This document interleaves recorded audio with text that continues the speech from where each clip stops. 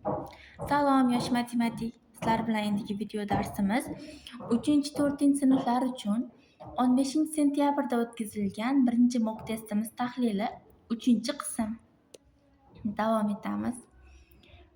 Ikkinchi qismda 10-savolgacha ko'rgan edik. 11-savoldan boshlaymiz. 11-savolda quyidagi ketma-ketlikning qonuniyatini aniqlang va keyingi 3 ta sonni toping debdi. Va bizga ushbu ketma-ketlik berilgan. Yaqinlashtirib olamiz. Qonuniyati bular qanday tartibda oshib boryapti, qanday tartibda o'zgarib boryapti, shuni bilishimiz kerak. 3 dan keyin 5 kelyapti. Hozircha orasidagi farqini olaylik. 3 bilan 5 ning orasidagi farq 2 ga, ya'ni 5 dan 3 ni ayiryapmiz farq topish uchun 2. 5 bilan 9 orasidagi farq 4 ta songa farq qilyapti. 9 bilan 17 orasidagi farq 8 ta songa farq qiladi. 17 bilan 33 soni orasidagi farq 16 ga. Biz bu joydan bitta qonuniyat topdik, lekin buni ikki xil holatda ifodalasak bo'ladi. Bu har bir son o'zidan oldin har bir oradagi farq, to'g'rirog'i, o'zidan bitta oldingi sondan 2 baravar ko'p. O'zidan oldingidan 2 baravar ko'p yoki sonlar orasidagi farq 2 marta ortib ketyapti deb aytsak ham bo'ladi. Xo'p, biz qonuniyatni topdik. Endi bizda shartda so'ragan 33 dan keyin keladigan, ushbu qonuniyatga tushadigan 3 ta sonni toping degan. Davom etamiz. 33 dan keyingi sonni topish uchun unga nechini qo'ysa keyingi son hosil bo'lishini topish kerak. Ya'ni o'sha oradagi farqni. Uning uchun bu oradagi farq 16 dan 2 marta katta bo'lishi kerak. 16 ko'paytirilgan 2 teng 32. Demak, birinchi farqni topdik. 33 ga 32 ni qo'shganimizda keyingi son hosil bo'ladi. Hozircha bu 65. Demak, bu joyda 65 bor ekan. Orasidagi farqlarni ham yozib ketamiz. Keyingi farq topish uchun 32 ni 2 marta oshirganimizda 64 chiqadi. Demak, bu joydagi farq 64 bo'lishi kerak. 64 bo'lsa, keyingi sonimiz 65 ga 64 ni qo'shamiz. Bu 129. Bu joydagi son ham chiqdi. 129. Uchinchi sonni topishimiz uchun keyingi farqni aniqlashimiz kerak. Ya'ni bu joydagi farqni. Uning uchun 64 ni 2 ga ko'paytiramiz. 128. Oxirgi sonni topish uchun endi shu 129 ga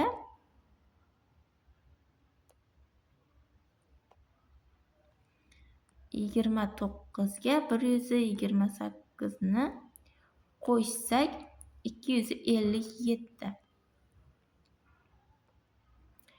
257.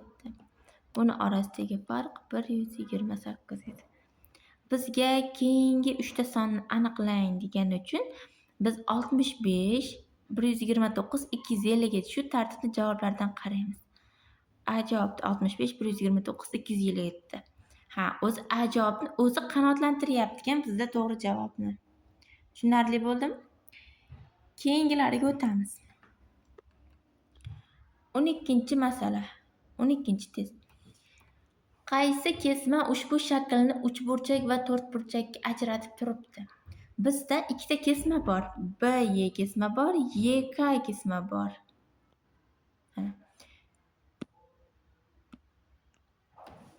Ikkalasini alohida ko'ramiz. BY kesma uchun ko'rganimizda bitta uchburchak paydo bo'ldi. Bu tarafiga bitta to'rtburchak paydo bo'ldi. Hozircha BK kesma qanoatlantiryapti. YK ni ko'ramiz. YK. Bu tarafdan qarasak bitta to'rtburchak, xo'p, shartda so'ragan to'rtburchakni ham, lekin ikkinchi tomoni ham to'rtburchak bo'lib qolyapti. Bizda shartimizda faqat shaklni 3 burchak va 4 burchakka ajratsin degan. Demak, bunisi qanoatlantirmaydi. To'g'ri javob B ga kesma ekan. D javob. 13. Sonlar o'qida S nuqtaning koordinatasini toping debdi. Mana bizga sonlar o'qi berilgan va sonlar o'qini kesmachalarga ajratib chiqqanda shu joyiga kelganda 1 bor. Lekin birgacha nechtadir qismchalarga ajratgan. Bu qismchalarni bu nuqtasini A, bu nuqtasini B, bu nuqtasini C belgilagan. Shartda esa bizdan S nuqtaning koordinatasini so'rayapti. Biz qaranglar, har bir qismchaning uzunligini topib olamiz. Uni uchun sanab chiqamiz. 1, 2, 3, 4, 5, 6, 7, 8. Shu joyda to'xtab, S dagi qiymat 8 ni yozib turaylik. Kerak bo'lib qoladi bu. Yana qayta sanamasligimiz uchun. Keyin 9, 10, 11, 12. Jami shu bir o'lchamli kesmamiz 12 ta qismdan iborat ekan, lekin S nuqtamiz uni 8-kesmasida turibdi ekan. Ya'ni 12 ta qismdan 8-sida S nuqta joylashgan yoki koordinatasi 8 taqsim 12 desak ham bo'ladi. Bu B javobdir. 14. Nechta uchxonali son biror raqami boshqa ikkita raqamning yig'indisiga teng debdi. Bu masalani biroz chuqurroq o'ylaymiz. Misol uchun yozaman.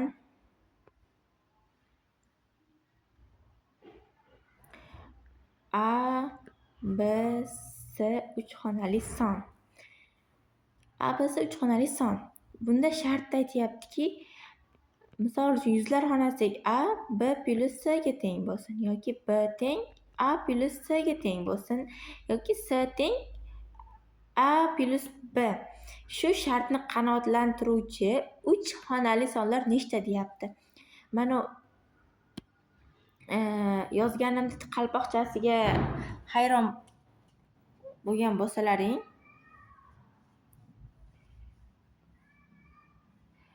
buni tushuntirib o'tib ketaman. Agar biz oddiy A, B, C yozadigan bo'lsak, bu odatda masalalarda, misollarda buni orasida ko'paytma bor va bu ko'paytirishni bildiradi desak ham bo'ladi. Lekin bu shu qalpoqcha uni 3 xonali son ekanligini bildiradi. Agar A, B li qalpoqcha bo'lsa, bu 2 xona, A, B, C, D bo'lsa, bu 4 xona. Bu qo'shimcha ma'lumot. Bilganlarga takrorlash, bilmaganlarga yangilik. Xo'p. Qaranglar. Bizda 1 dan 9 gacha raqamlar bor. 1, 2, 3, 4, 5, 6, 7, 8, 9. 0 ham bor. Xullas, jami 10 ta raqam bor. Biz ushbu A ni o'rniga shu ikkita raqami yig'indisi teng bo'lishi ifodalash uchun biz A ni o'rniga 0 ola olmaymiz. Bunda A ning qiymati 1 dan katta yoki teng A, kichik yoki teng 9 bo'ladi. Ya'ni 0 nomida 1 dan 9 gacha ixtiyoriy sonni olsa bo'ladi. B uchun 0 dan 9 gacha bemalol olsak bo'ladi. Bu belgilar, bu tengsizlik ishoralari shu orasida B ning 0 dan 9 gacha 0, 1, 2, 3, 4, 5, 6, 7, 8, 9 ni ham olsa bo'ladi degani. S uchun 0 dan katta yoki teng S, kichik yoki teng 9. Ana qaysi ifodani olishini bilib oldik. Endi qaranglar. B plus C imiz. Rahmatga yozaman. 1 dan katta yoki teng B plus C, katta yoki teng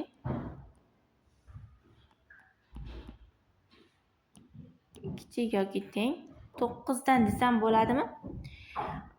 Bunga hayron bo'lmanglar, tengsizlik ishlanib ketmayapti bu yerda. Shunchaki yozyapman. Mana A ni o'rniga bu joydagi B plus C ni qo'ydim. B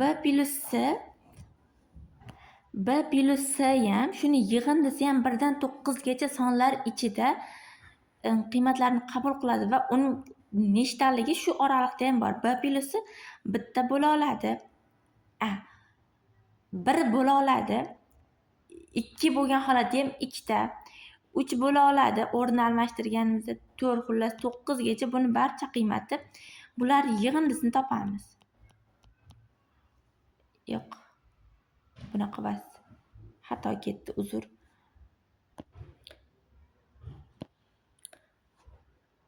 Qaranglar. B plus C ni 1 dan 9 gacha qiymatlarini shu ifodalaydigan qiymatlarning yig'indisini topdik.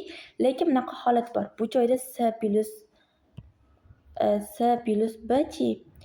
Bunaqa holat ham bor. O'shaning uchun har bir holatga uni bitta rang ko'paytirib qo'shib qo'yamiz. 1 lekin shu 1ni, mana 1ni C plus B holatni ifodalagancha buni 2 olamiz.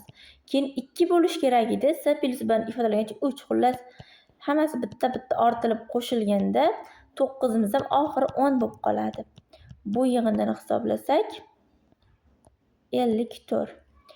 Endi biz B holati uchun ko'ramiz.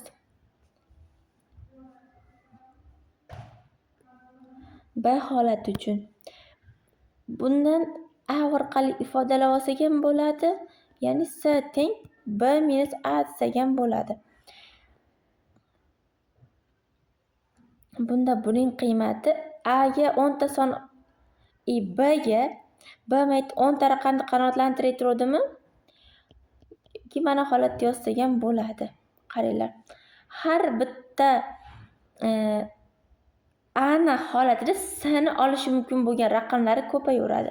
A ga 1 qo'ysak 9. A ga 0 ola olmasdik. A ga 2 qo'ysam 8, 3 qo'ysam 7 va hokazo. 9 qo'ysam, 8 qo'ysam 2, 9 qo'ysam 1. Bu yig'inda 45. Xuddi shu narsani mana holati biz C uchun ham ifodalasak, bunda B teng C minus A bo'lib qoladi. Bu holatni ham qanoatlantiradi. Shunda bizda yana bitta C teng A plus B sharti uchun 45 ta variantimiz bor degani. Shularni jamisini hisoblasak 54 plus 45 plus 45 bu C uchun, A uchun, B uchun alohida holatlardagi umumiy nechta shunaqa ikkita raqami bitta raqamini ifodalaydigan 3 xonali sonlarni topsak bo'ladi. D javob.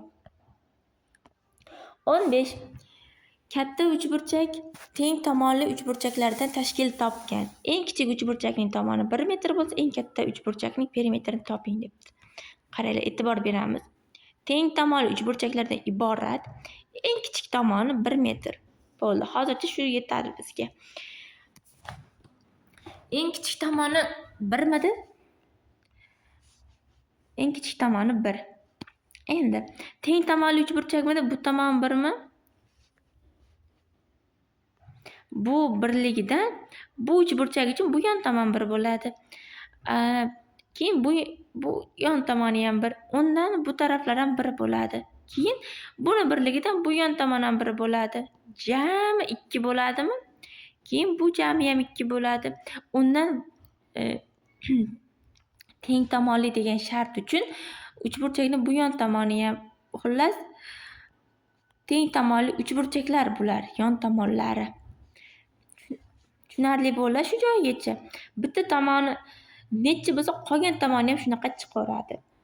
Endi umumiy uchun 3 chiqdimi? Ha, demak bu yon tomon ham 3 bo'lar ekan. Bunisi ham 3. Bizdan perimetr so'raganmi? Perimetrni biz bundan oldingi video darslarimizda eslab qaytadan ma'lumot olib ketganmiz. U perimetr barcha shakllar uchun uning hamma tomonlari yig'indisi yoki uzunligi deyilgan. Uchburchak uchun A plus B plus C. Teng tomonli uchburchak uchun 3A bo'ladi. Qaranglar. Umumiy hisobda 5 midi? Bu ham umumiy hisobda 5 demak, 3 ko'paytiruv 5 teng 15. To'g'ri javob A. Mana 15-sentyabrda 3-4 sinflar uchun olingan 15 talik kichkina mini testimiz barcha yechimlari bo'ldi. Shu joygacha tushunmaganlaring bo'lsa, hammasini video ostidagi kommentariyaga yozib qo'ysalaring, men sizlarga yana qaytadan tushuntirib beraman. Keyingi testlarimizgacha ko'rishguncha xayr. O'qishlaringga omad!